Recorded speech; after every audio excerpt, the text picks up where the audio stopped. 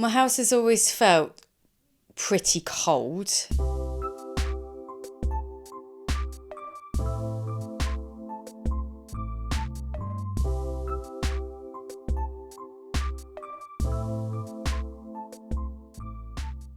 I knew there were clear problems with drafts in certain areas where there were windows that wouldn't shut properly and gaps around pipework. My neighbour Marion knocked on the door and said, we've got this opportunity to have be part of a trial and for the Carbon Co-op to come round, do a test on your house, see where improvements can be made in terms of draft proofing. My name is Anika. I work for Carbon Co-op. Carbon Co-op's a community organisation based in Greater Manchester. We have 160 members who want to do something about climate change through improving their homes. So this project's really a partnership project between various groups. So we're one of them. There's the community here, the community champions. There's also Helping Hands, who are a local property repair and maintenance organisation who sort of support vulnerable people in particular around housing issues. And the other was Diane Hubbard, who's come down from Cumbria. She's an air tightness and thermography expert. What we've been looking at is the difference that draft proofing makes, so testing them, doing an air tightness test before draft proofing has been done and afterwards, and measuring the difference between the two. And also looking at the sources of the drafts within each house. It was very interesting when the air tightness test was done.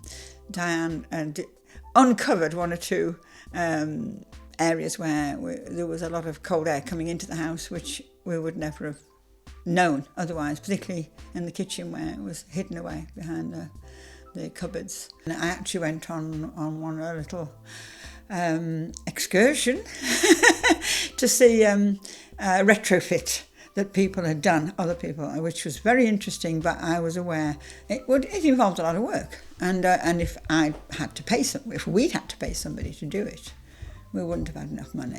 The last couple of weeks being involved in this project, for me personally, has been very interesting. The information that I've received has given me an insight into a different area that I wouldn't generally come into contact with. A couple of areas which has surprised me when the pressure in the properties has been reduced by the fan has been how much air has actually been drawn into the properties around things like waste pipes, water pipes, poorly fitting doors, poorly fitting windows, perhaps where they haven't been sealed correctly internally, cellar doors where perhaps there's been cold air flow underneath the property and that's being drawn up through the cellar doors. That has been quite surprising. The difference between doing some draft proofing well and it not being done as well, it's like chalk and cheese. There's a technical thing called thermal bypass, which I won't get into, but basically the air finds a different way round.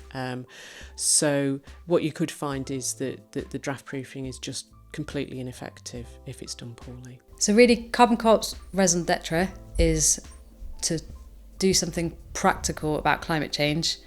We see houses are actually a very significant part of the UK's greenhouse gas emissions. So reducing carbon emissions through improving our homes is a win-win, because it's not only doing something about climate change, but it's actually meaning that we have healthier, warmer, more pleasant homes. And a big part of this project is that really we believe that everyone should live in a good home, not just those who are able to pay for it. I've really enjoyed this exercise with Carbon Co-op. One of the areas of satisfaction I've got is that I've been able to talk with the guys, the workmen who've come from Helping Hands.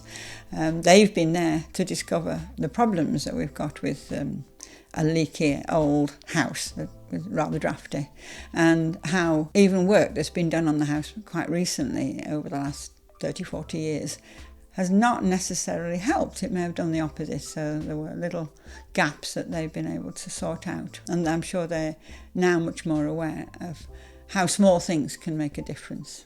In fact, since having had the work done, I've told actually almost everyone I've met, I feel quite evangelical about the benefits.